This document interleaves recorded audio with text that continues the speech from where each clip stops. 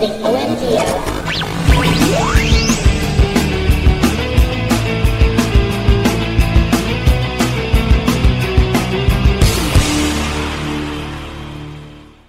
Welcome, everybody, to episode number 284 of the OMG Hour, recording on February 1st, 2018.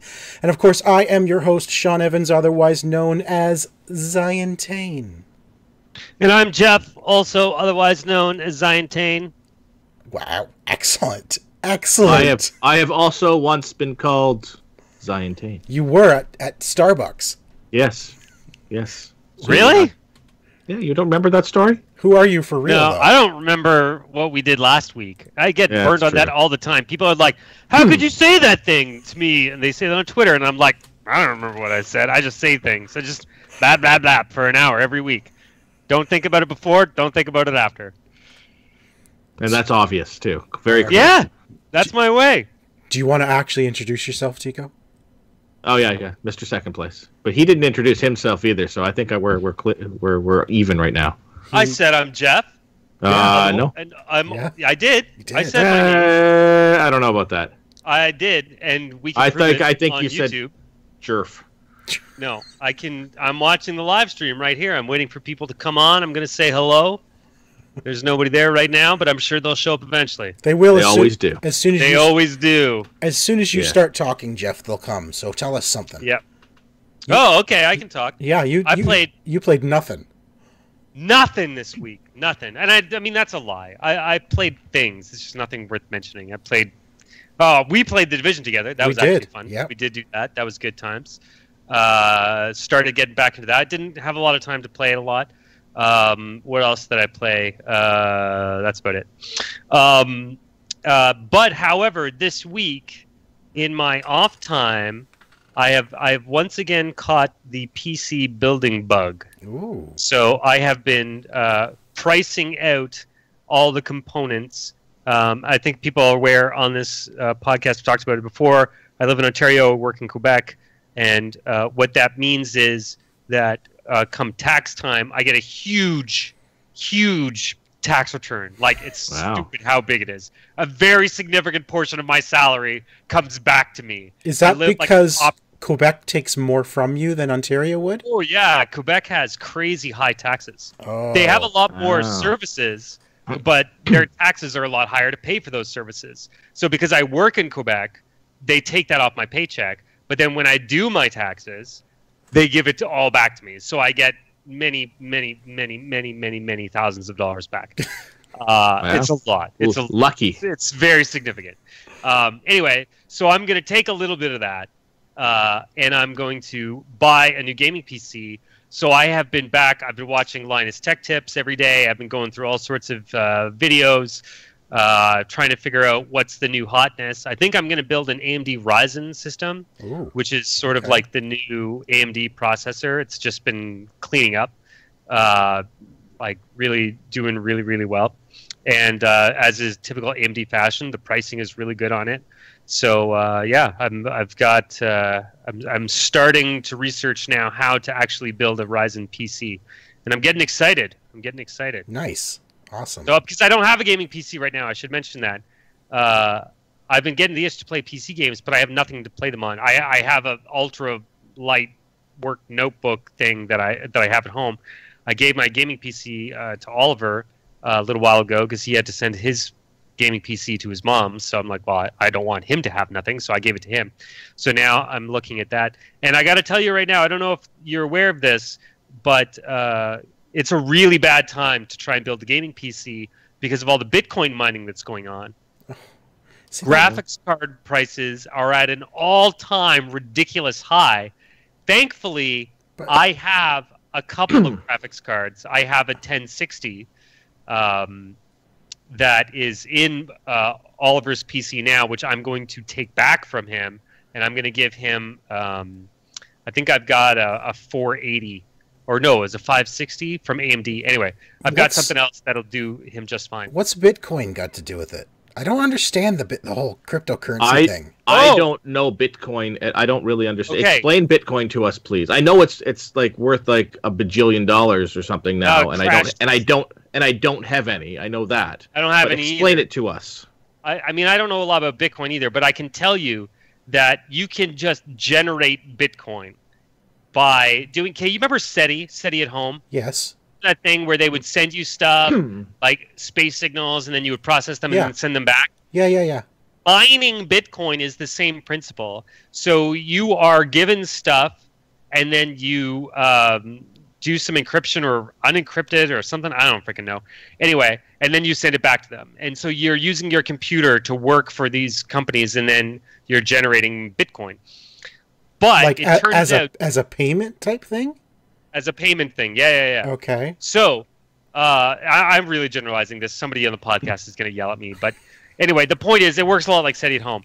The thing is that this mining operation they've got going is really heavily based on physics because it's all cryptography, right? So, what is the best type of processor for calculating physics? It's a GPU. GPU, of course. So Jeez. people are taking these special computers and putting 1080 GTXs in them and to mine cryptocurrency, and then they make some money, and then they go and take that money and they buy more. So video card prices have gone crazy inflated across the whole market. Like cards that were like $500 are now selling for like over $1,000. It's ridiculous. That is so... Yeah, no, it's totally crazy. Gosh, It's that like is... ridiculous. Wow. So I'm very thankful that I have a 1060, which is not a great card by any stretch, but it is a solid card for like 1080p, 144 hertz gaming. So I'm going to be good for a little while. But I definitely need like a new case, a new motherboard, new CPU, new RAM, new power supply. I got to buy new fans. What else do I got to get? Have you ever considered just buying a gaming laptop or something? No, I've never bought a gaming laptop. No? Okay. The price is almost double, sometimes triple, for a less powerful machine. And then you're stuck with it, and you can't upgrade it. Yeah, for sure. I don't upgrade my computer very often, but I've seen people with gaming laptops, and I don't get it. They're too big. I don't... Like, if I'm going to sit down and game, I'm going to sit down at my desk. I might as well just have a desktop sitting on the floor. I like gaming desktops. I know there's listeners on this show that prefer gaming laptops. I know there's listeners of the show that have bought gaming laptops and then gone back to a desktop PC because they said it just wasn't... That's what I did. Right? Yeah. I had the Alienware, right, which I had when I visited you one year. Yeah. And it was a good machine for its day, but now I've got a more powerful desktop. Which you probably spent a fraction of the price on. Exactly. Yeah, I did. Yeah. All right. So I'll keep everybody apprised, but it's going to be a little while. I think I got another month or so until my taxes come in. So we'll see. Excellent. Tico. Yes. Since Jeff played nothing, did you play something? I did. What I did- did. Now I've played a couple of things. I played the game Assemblance, and it's not on my list because I actually completed the game. Then you can't talk about it. Nope, already started. Oh, so, darn. anyways, I completed the game in 30 minutes. What?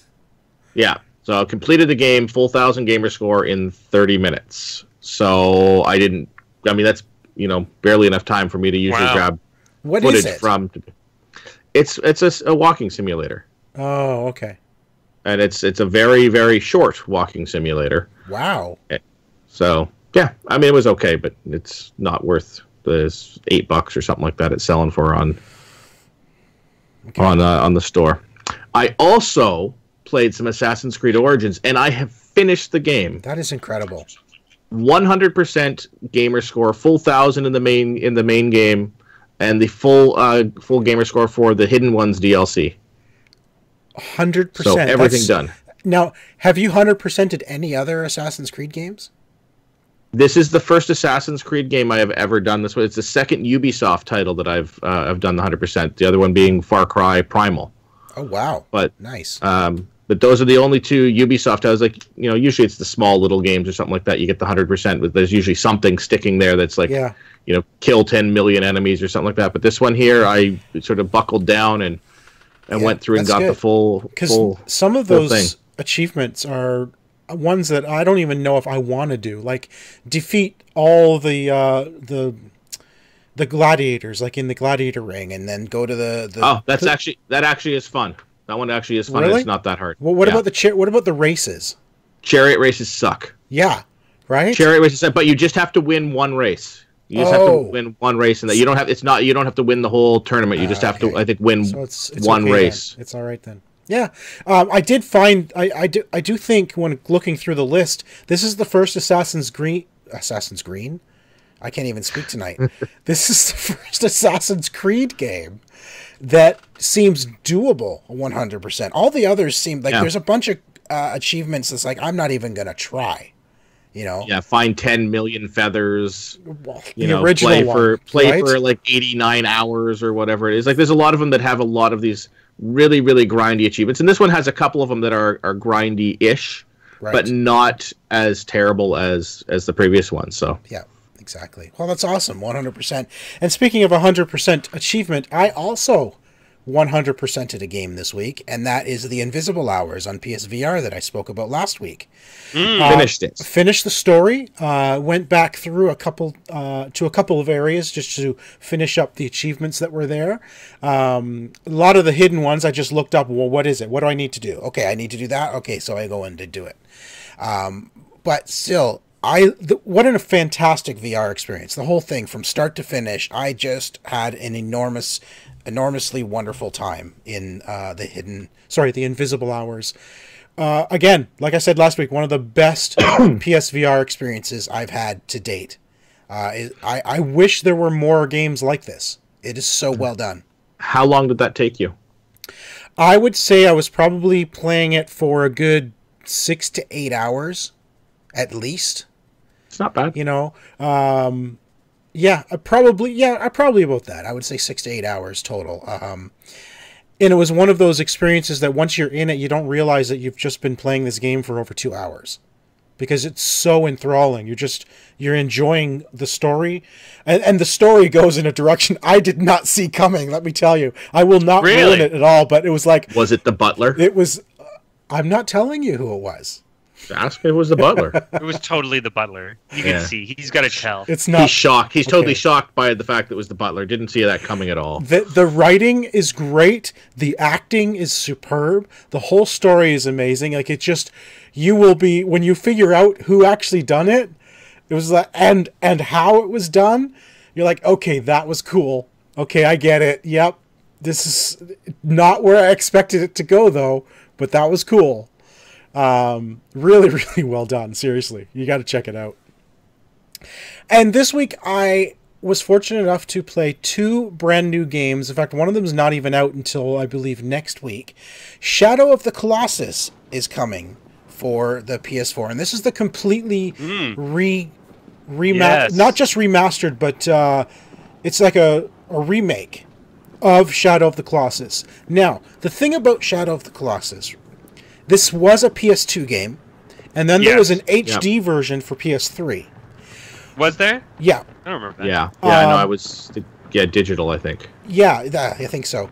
This one, however, has been built from the ground up visually.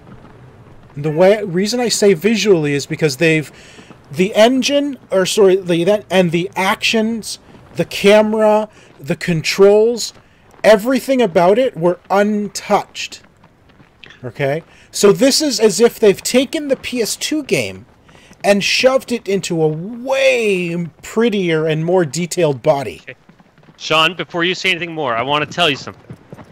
This game has a 92 on Metacritic. Oh, I know it does. And I'm going to tell you why I think that is. Okay?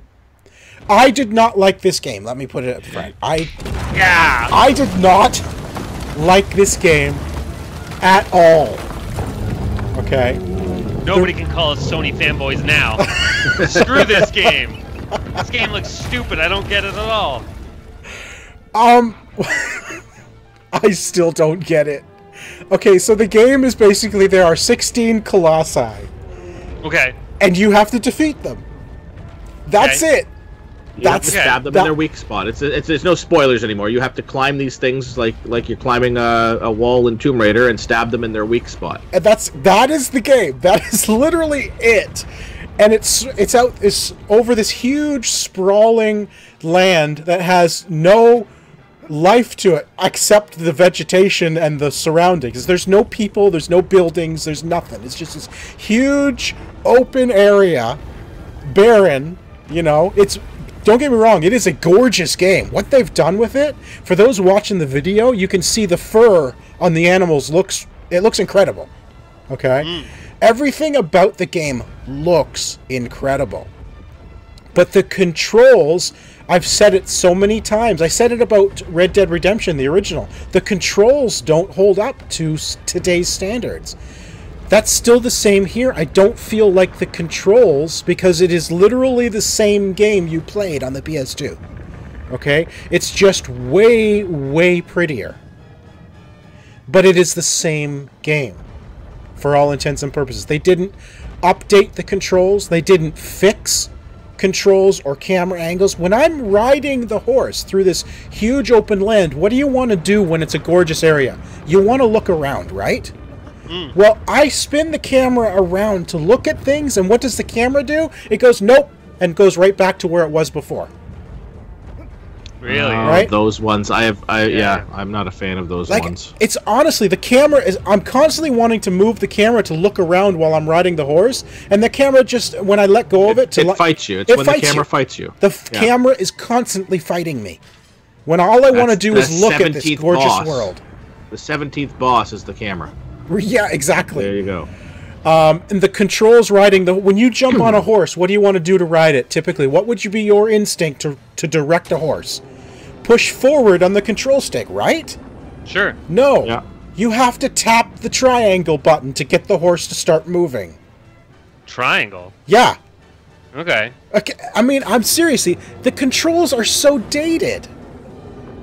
Now, I get why this has such a huge Metacritic rating, okay? It is a massively popular game.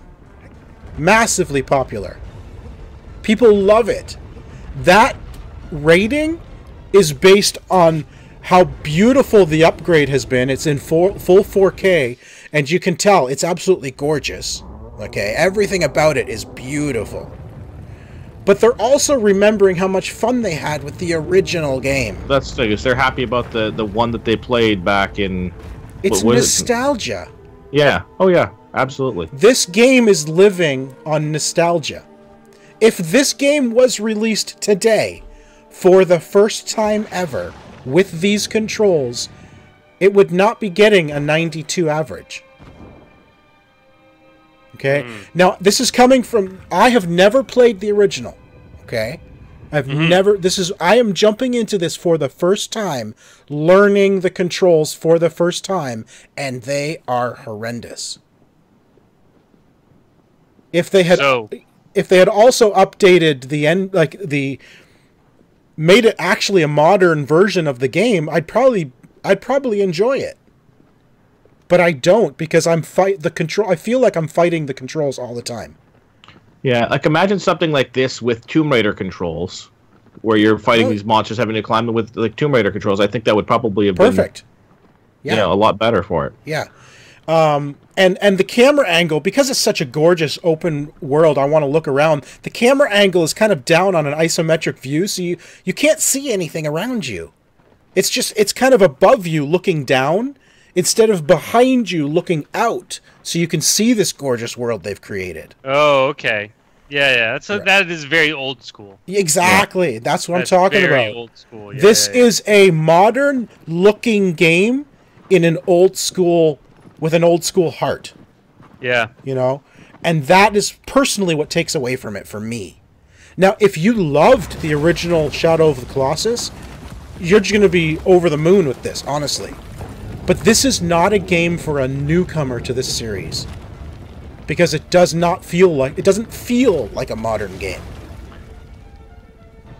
I think often even people who played the original are going to pick this back up because they remember an experience that's different from what they're going to experience now. Like in their head, they're like, "Man, this was so fantastic." I still remember playing, like some old arcade titles, thinking how fantastic they were. You go back in and try to play Double Dragon or something like that now, and you realize, man, this is not as much fun. It's not. Well, that's a lot of old games. People remember. I think nostalgia is a much stronger thing than the game itself.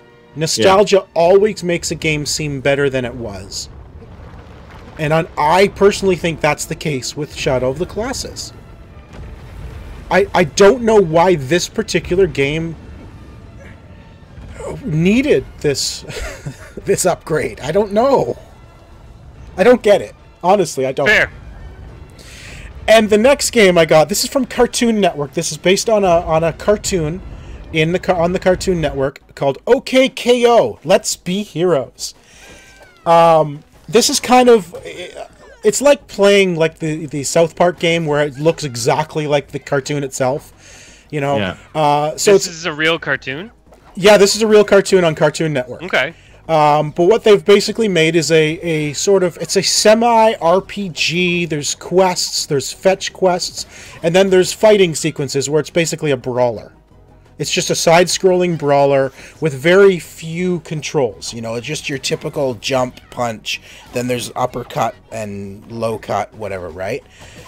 Okay. And at first it was okay. I mean, you kind of fight a few characters, and then you go on these long-winded story elements where it's a fetch quest. You going from one place to another. Gets really boring fast, and then it throws you into almost right away. It throws you into this battle with like 3 enemies that are all hitting you all at once, and imagine, well, like a side-scroller brawler, like Mortal Kombat, for example, or Injustice, but imagine you against 3 opponents, not 1. It's like, what? And you're throwing this at me right at the beginning of the game when you're still trying to kind of show me the controls? I got so frustrated, honestly. I didn't find the game exciting. It wasn't an exciting game to play. It's brilliantly done. It looks just like the cartoon. It's got all the characters from the cartoon, the voice actors. Is it a kid's game? It is definitely well, that's the thing. It's a kid's game because it's a kid's show. Oh, okay. Okay, but I don't care then. The gameplay itself pushes past that. Yeah, but the gameplay itself it just gets really difficult really fast. You know, but I found it boring, a little confusing as to how you level up. You have to collect cards, hero cards that have, and the hero cards are all of the characters in town. They each have a hero card except you. KO is desperate to get a hero card named after him, and he doesn't have one, so he collects everyone else's cards. That part of it honestly makes no sense to me, you know, and some of the cards level up as you do things for those characters, but what that does for you in the game, I have no clue. It was kind of confusing. Again, another game, I don't get it. It's boring. The quests you're doing when they're fetch quests is just run around doing stuff, and then eventually you run into an enemy and you do a side-scrolling fighter. You know, looks dumb. It's so. I'm out. Yeah, I'm out. I'm out. I did not enjoy it at all. It gets 1 conch out of 4 llamas. Done. So, perfect. 1 conch out of 4 llamas. Why is it always llamas? Because that's the universal measuring stick. That's our universal llamas? Okay. I blame Winamp. What? Remember Winamp? Winamp? Yeah, I remember Winamp. And they had a thing about llamas, and ever since then I just use llamas randomly. Okay. Okay. It was by Llamasoft, remember? Oh, that's right, it was. It was Llamasoft. All right, well, that is it for what I played this week. So let's move on to our Lost Treasure, shall we? Sounds good. Lost Treasures with your gaming archaeologist, Sid Bowman. While it's difficult today to remember that many video games were contained to a single screen, technical limitations of the hardware back in the day held many games back. Not so for Beachhead, the 1983 World War II based game from Access Software. Now, Beachhead was extremely impressive for the time, with several screens of gameplay covering everything from maneuvering a submarine around some dangerous waters, to shooting down planes and other ships, to land-based combat and a giant boss at the end. Beachhead was the first big hit for Access Software, and its lead designer, Bruce Carver, who, along with his brother Roger, would go on to create such hits as 10th Frame, Raid Over Moscow, and World Class Leaderboard. The latter would lead the company to being purchased by Microsoft and form the basis of what would become Microsoft Golf. Beachhead had a longevity not uncommon at the time, being re-released and ported to other systems based on the Commodore 64 version that you are seeing here. It was popular on the Atari 8-bit line in North America, but it also achieved great success in Europe on the Acorn Electron, the Amstrad CPC, BBC Micro, MSX, and ZX Spectrum. A sequel, called Beachhead 2, The Dictator Strikes Back, while perhaps more technically impressive, wasn't as well received, although the franchise has continued on in various remakes over the years. There was just something special about this initial release that makes me personally think back fondly to the many hours sitting in front of the Commodore 64, waiting for the disc to load and for the next screen to appear. It's a game I was able to eventually beat. It took me a while, but it was one that I will always be among my favorites on the Commodore 64. Until next time, I'm Sid Bolton, your gaming archaeologist, digging up the lost treasures for you right here on OMG Nexus and the OMG Hour.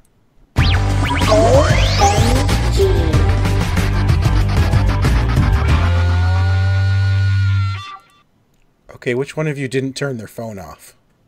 Phone's off. It buzzes sometimes. That was a ring, my friend, right in the middle of Sid's lost treasure. There was a ring. That was not a ring. That was not a ring. That was my Apple Watch that sends to respond when my phone goes off sometimes too. I gotcha. Okay. So I blame technology. You blame technology, do you? I blame technology. That's why I apologize to all of the viewers and to Sid, right? And to everyone I have harmed by this egregious act. I am terribly offended. Good. That's it. I was trying to offend you. That's what happens these days.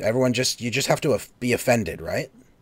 I think it's automatic. Could you guys stop bickering? Because I'm really excited to talk about numbers. I love numbers. Okay, go ahead. Talk about numbers. The Nintendo Switch has eclipsed the Wii U's lifetime hardware sales.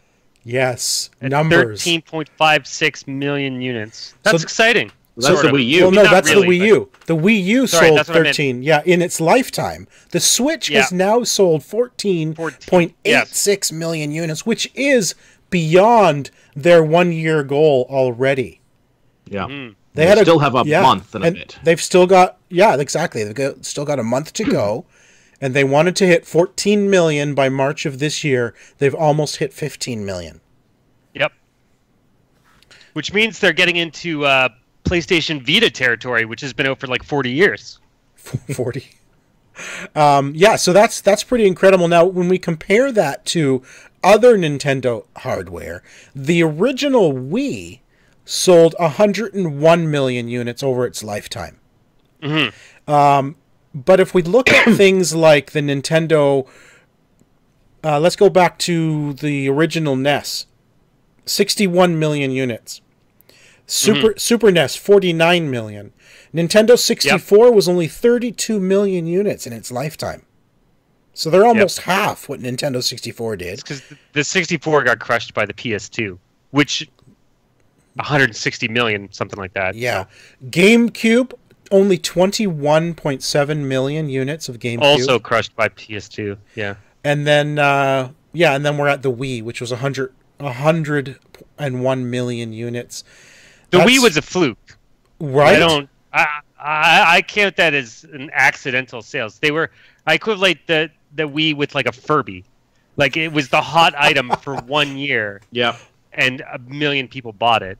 But I mean, you can't deny that it did very well. But it was a fluke. Like I don't think the Wii was. I mean, if you look at the top 5, which is the PS2, the Nintendo DS, the Game Boy, the PlayStation original, and the Wii, I don't think that the Wii was as good as any of those platforms. And I mean, if you look at the 5 below it, the PS3, the 360, the GBA, the PlayStation Portable, and then the PS4. I don't think the Wii U is better than any of those. I think the Wii was a fluke. No, I think it was. The thing with the Wii, though, is it got people to buy it that wouldn't have normally bought a video game system. Yeah. right? Yeah. I mean, there was always reports of senior citizens and older people playing the Wii. Yeah, it eclipsed the game. It was the first console to actually eclipse the gamers, right? Yeah, it exactly. became a thing, but the software that sold it sort of goes along with that. So no, that's true. That's true. So that's awesome. I mean, I wonder. I don't know. It's good, and it's very fast selling console. Very fast. Fast selling console of all time, or something like that. They said. Yep. But I still don't know. Like, if we go back and look at those numbers, like, ultimately, I think that the Switch is going to end up in the, maybe 80, 90 million units sold lifetime. I don't think it's going to surpass the Wii. No. I would be surprised if it did. I am curious to see where it goes this year. 15 million in less than a year. Is it going to double that this year? I don't know. Like, could it? I don't know. Maybe in its second year, could it double that? I'm going to say 25.73 units. That's your. Okay, so we have to keep note that this time next year. 25.73 million by this time next year. Okay, that's Tico's prediction. Write it down somewhere. I think within another 2 years, it'll surpass the Xbox One. What? In sales. Yeah. What's the Xbox One at? 36. Wow. And what's the PS4 at right now? 73. Okay. Within 2 years, I'd say it eclipses, because it's got the handheld thing, right? The 3DS is at 70 million units. The DS sold 154. It has that handheld appeal. Yeah. Right? It does. I could see it in 2 years catching up and surpassing if they get some games. That's the big thing for them, is that if they're not going to do the thing that the Wii did, which becomes the console for everyone, which I don't think they will, then they have to start getting in more games. So we'll see that. I don't know. It'll be interesting to see. I think they're good numbers. Ultimately, long term, is this going to be the ultimate selling console? Like, I don't know. I don't know. But I think it'll get to 360 PS3 numbers. That should be pretty easy. Will it cross 100 million? Maybe. But will it ever get to the top three, the Game Boy DS or PS2 numbers? I don't think so. Maybe not anymore. Maybe the Switch U will sell better. Oh man, if they call it a Switch U, that's it. I give up on Nintendo. I mean, I have to be honest. Like, think about how much we have talked about the Switch since launch. I don't think we've ever talked Nintendo products more than we have the Switch in the 6 years we've been doing this show. At the same time, you're right. I really like the Switch. I think it's the best console Nintendo has made in a really long time. But at the same time, I'm still only playing Mario Kart on it. Yeah. So, I'm still waiting. Like, I see games coming out. Like, there was that new, it was a new RPG that just came out. Lost Sphere. No, not Lost Sphere. Odin Sphere? No, not Odin Sphere. That didn't come out. Xenosaga? Xenosaga Chronicles? Or what? Yeah, Xenoblade Chronicles. Yeah. And that got a lot of traction. Is it selling well? I have no idea. I didn't check the numbers. But like, I look at that game and I'm like, is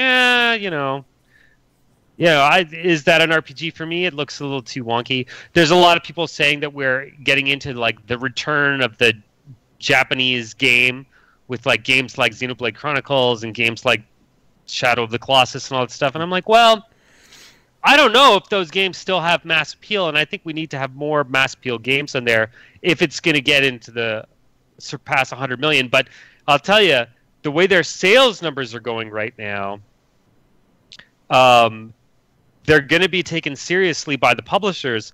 But ultimately, the issue is still going to be that the power of the Switch is they're not going to get multi-platform titles. You're not going to get the Battlefields and the Battlefronts and the Call of Duties and the Anvils and the Destinies and all those type of games, because those games are being developed for much more powerful hardware. Right. So where is that going to... Is the Switch just going to eventually teeter off and become just these obscure Japanese games like every Nintendo console for the last, decade?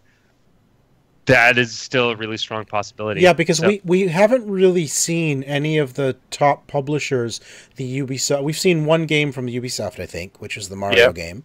You know, we haven't seen anything from EA or Activision or anything. Like, no, other than Bethesda is porting 360 games. Yeah, so Bethesda's porting stuff. We've seen new stuff from Nintendo, you know, and from the Japanese market, but we've never really seen anything from the big top AAA studios yet. Yeah. You know, are they going to support this? It's doing well. I mean, you'd think they'd want to support it, but we have yet to see them do anything. Is it worth it for them financially when you have to consider that that engine is going to be solely for the Switch, right? Because they're going to spend $100 million developing the next Call of Duty, but it's really easy to move between the One and the PS4 because the architecture is so similar. Right. But you can't just compile down to the Switch because the Switch doesn't have enough processing power to run these engines. And it's not just graphics. It's just a lot of stuff going on, right? Well, see, you make a good point because places like EA and especially EA and Ubisoft, they have their own engine, right? Mm-hmm. And yet all these, like the third parties, the indies, they can use Unreal Engine 4 for the Switch, right? So, but you get companies like Ubisoft and EA, they're not using Unreal. They're using their own engine. And you're right, they're not going to recompile their engine to also do Switch.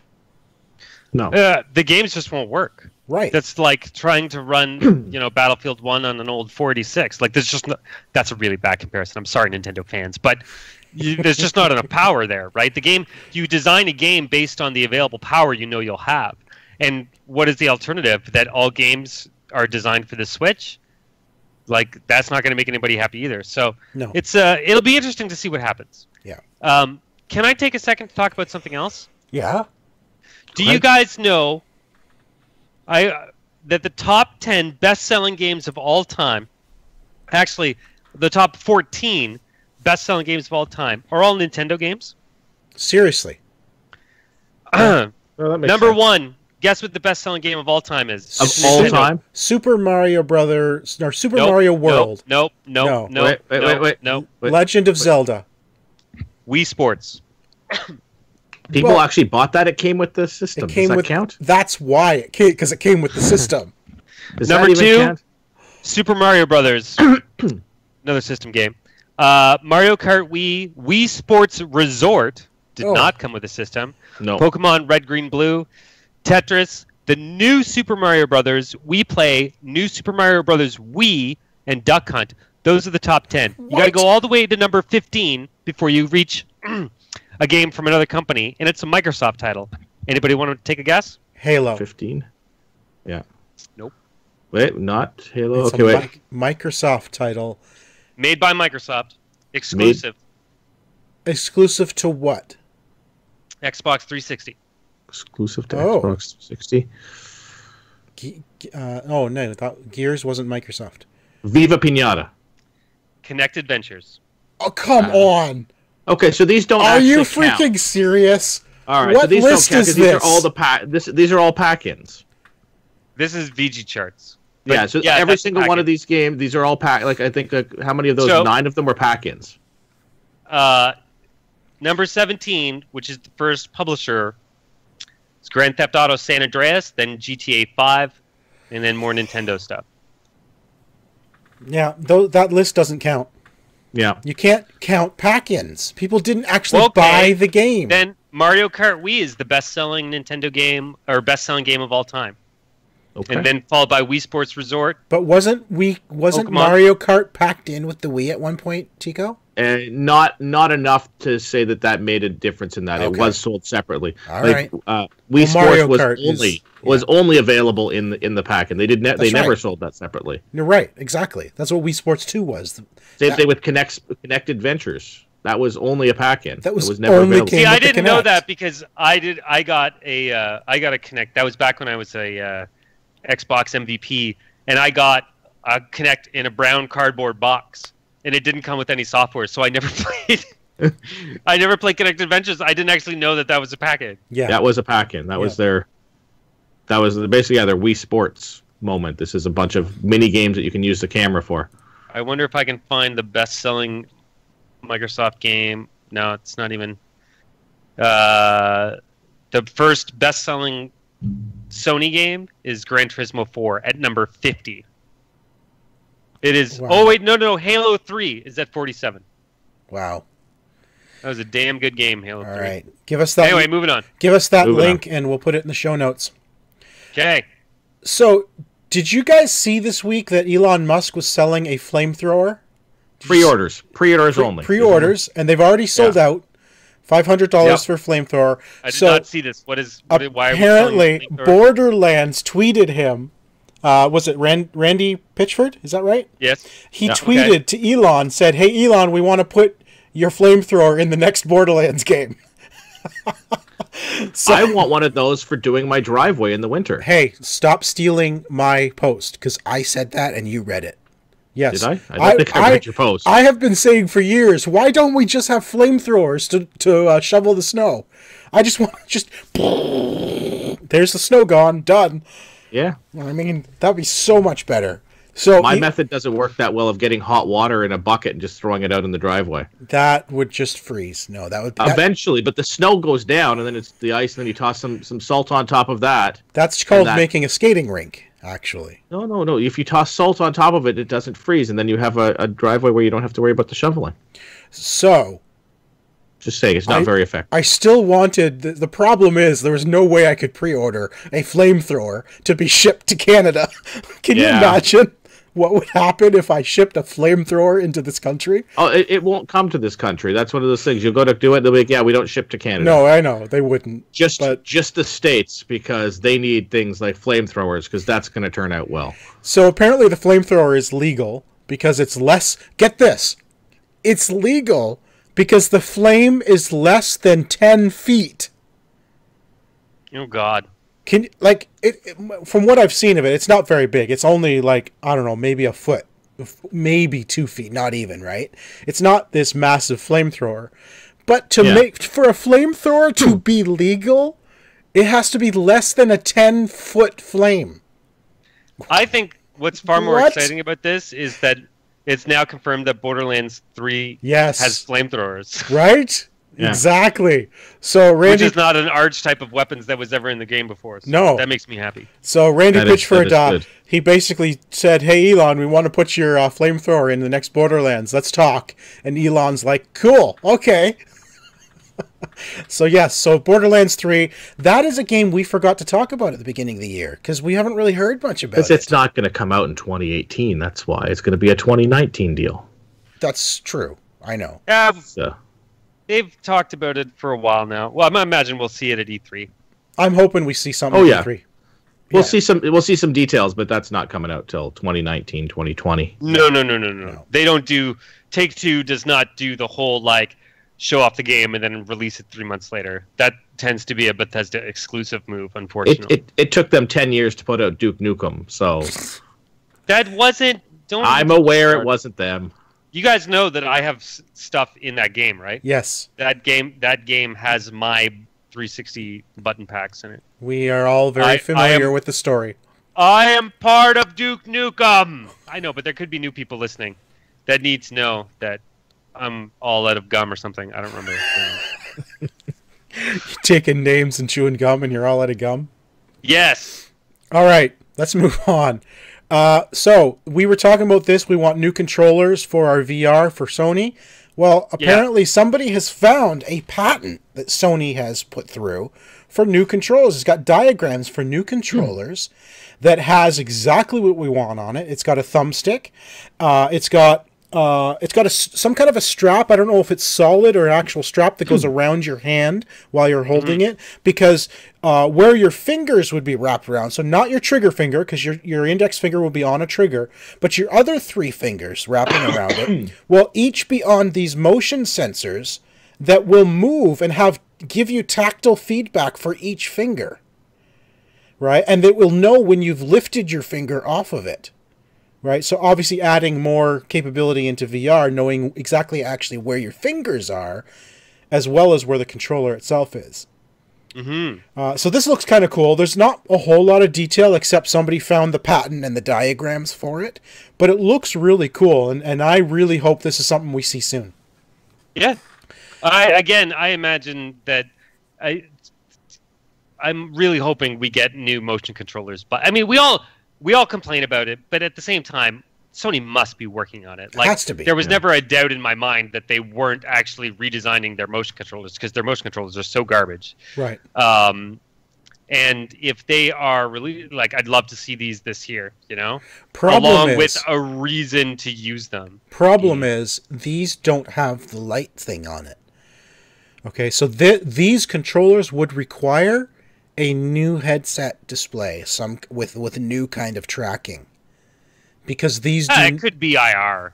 Maybe. Yeah. I don't know, but there is no light sensor on them in order to track them. There's no light sensor on the motion controls now. It's not a sensor. No, it's a light. It's a light that the camera senses, is what I mean. Yeah, but you could add that to this. This is a mock-up.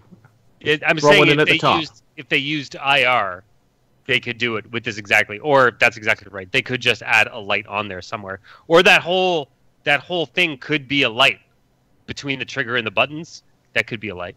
Could be glowy. I was saying, they could do it. There's a way. There is a way.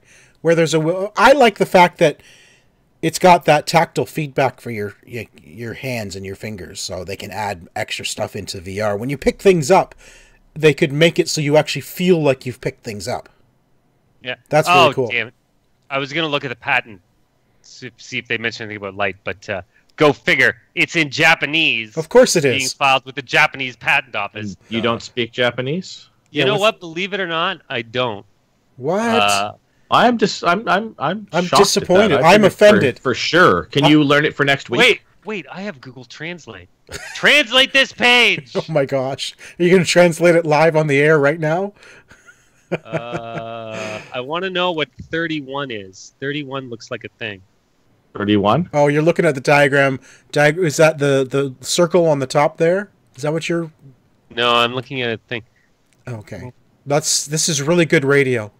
This is not translating well.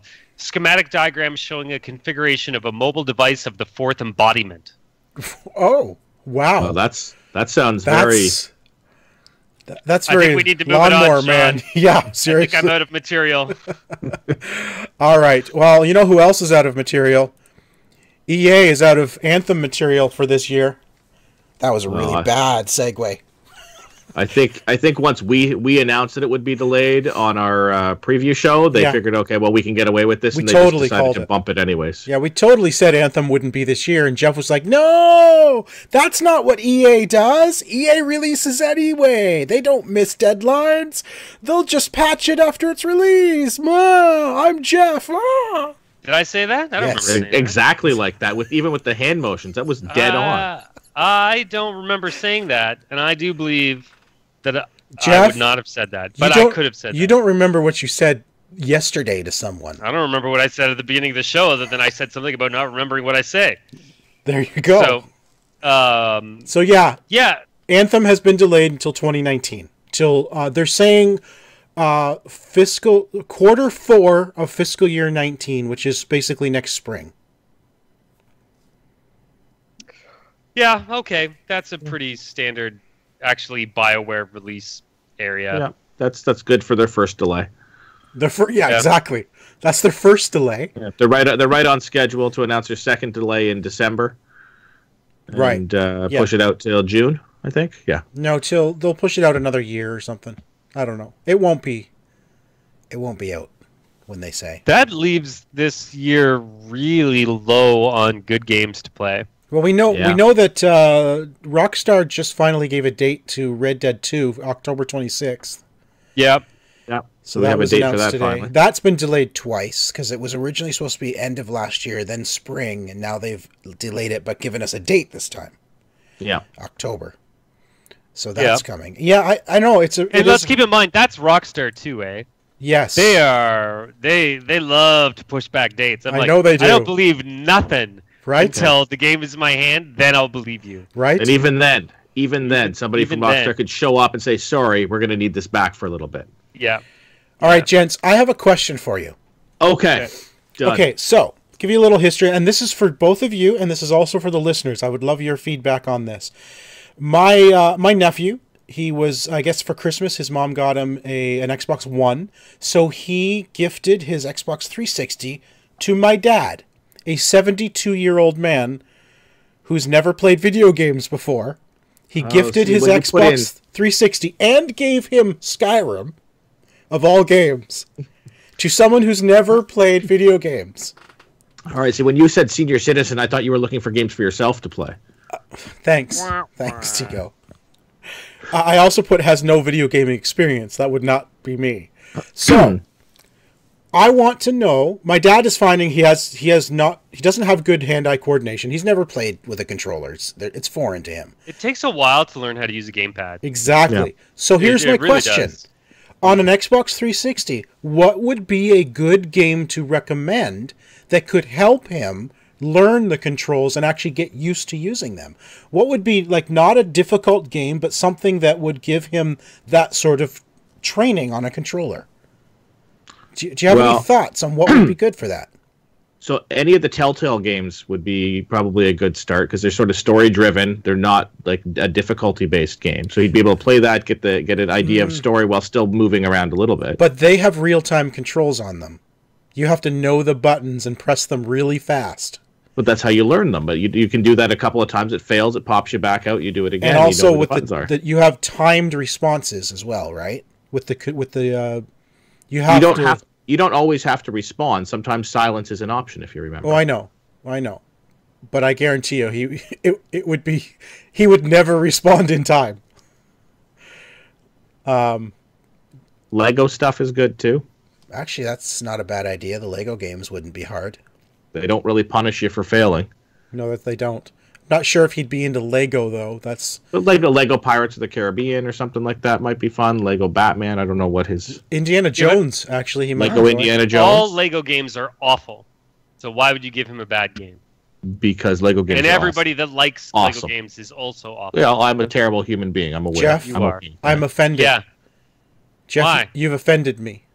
That's too bad for you then, because Lego games suck. You could play the very first Lego game ever made, and you would know exactly how every Lego game from there on out played, with only minor deviations from that core concept. You are not wrong, Jeff. You are not wrong. Very easy learning curve for him. Lego Star Wars was the first one. I played Lego Star Wars. I played that. And then I played the next one, and I'm like, this is the same game. They're all the same game. The next one, and I'm like, this is still the same game. And like, sometimes they would mix it up. Like the Batman games mixed it up a little. But I'm like, at the core, it's still the same freaking game. So is the Lego Dimensions. It's all the same game. But I you never get toys. played that game, but I'm glad it failed. But you get toys.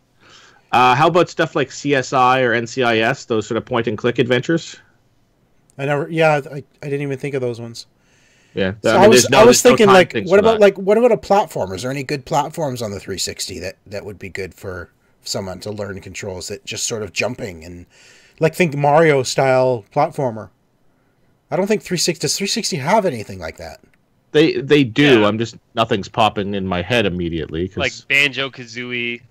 Yeah. Or, So think about that, the listeners, viewers. If you think of something that I could recommend for my dad to help train his hand-eye coordination, we need to train him to get into Skyrim.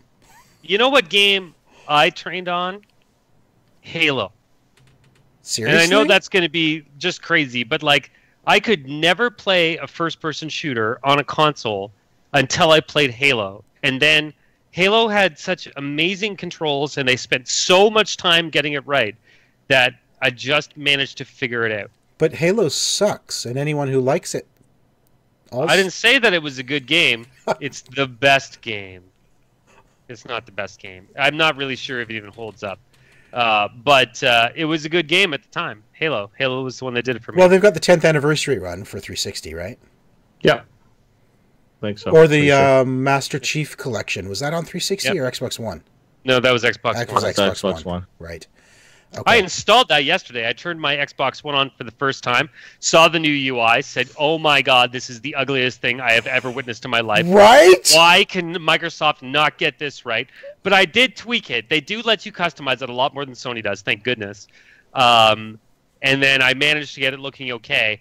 And then I went and I installed the game, Forza game, and then it like downloaded my save game automatically from another console, and I was like, man, Microsoft's infrastructure is so good. Right. I wish that Microsoft powered the PlayStation 4.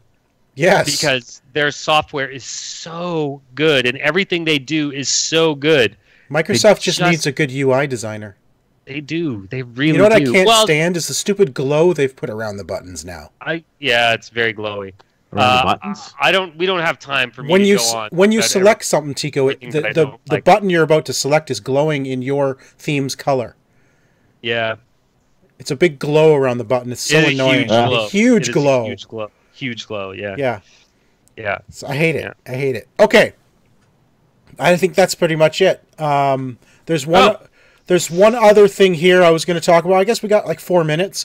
There's an interesting article. Simple question. What keeps you from starting games you already own? And the article goes on to things like, people talk about how some games it takes like a couple of hours to get into, but then it really opens up, or, little things like that where it's like, oh, then do I really want to get into it? Of games you have that you haven't really gotten into, I'm curious, are there games that you're like, I want to play it, but I'm not sure? And what is it that's holding you back from those games? Sometimes for me, it's just the thought of...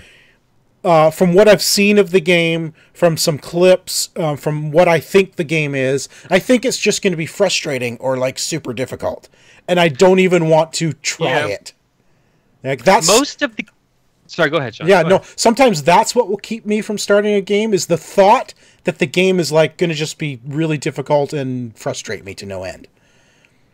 So most of the games that I own that I haven't played, and there is a lot of them.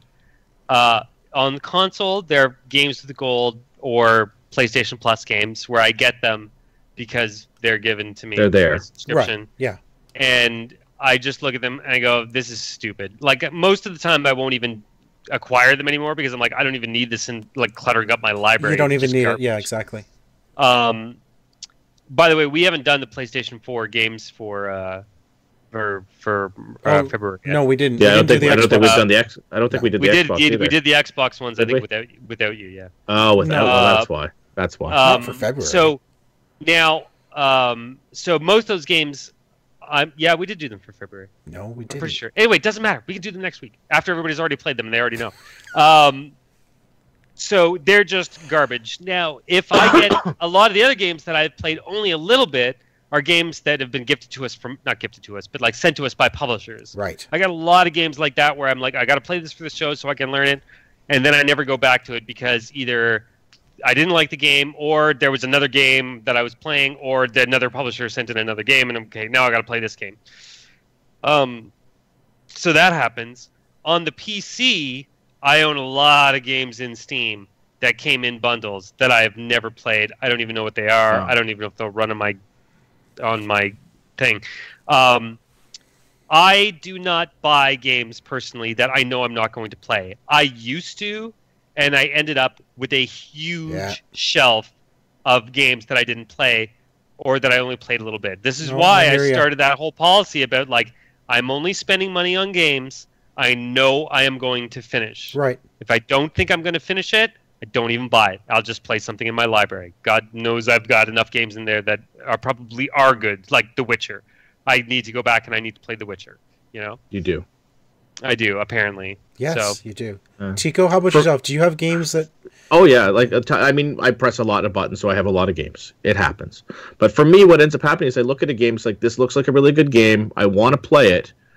But I know this is going to be a game. Once I start, it's going to be, I need to make sure I have the time set aside to do that. Like, this is not a 2 or 3 hour experience. This is a 20, 30-hour experience. So I need to make sure I have the time in my life in order to sit down and do that and put that time into it. Because you don't want to start one of those games, play 10 minutes of it, 15 minutes, an hour, 2 hours of it, and know that you have like 20 or 30 hours left, and go back to it and go, I don't remember the controls. I don't remember what I'm doing. And then you have to start from scratch again anyway. So it ends up sitting on that pile of shame going, I know I got to go back to that at some point, but you just never do. So it's a time thing for you.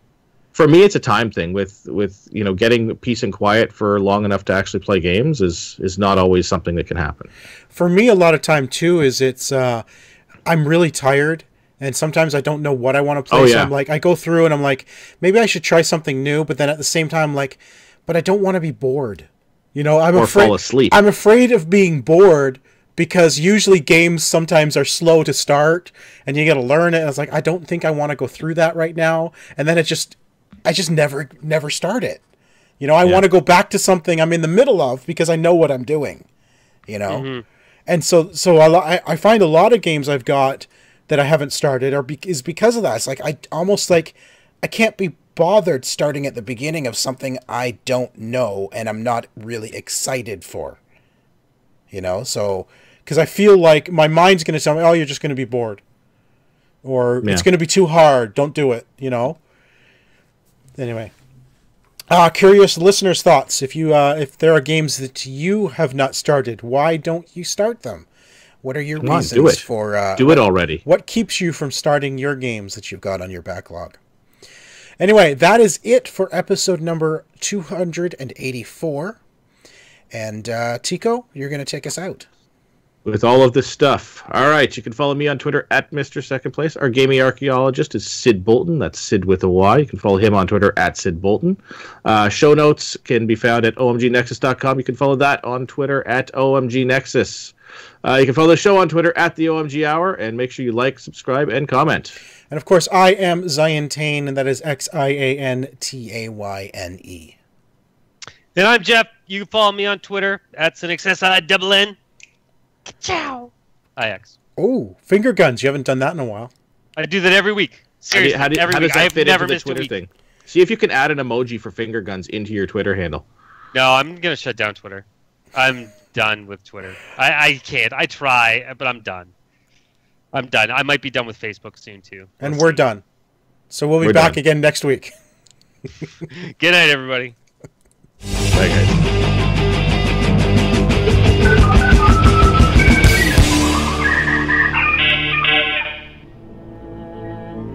This has been an OMGNexus.com production.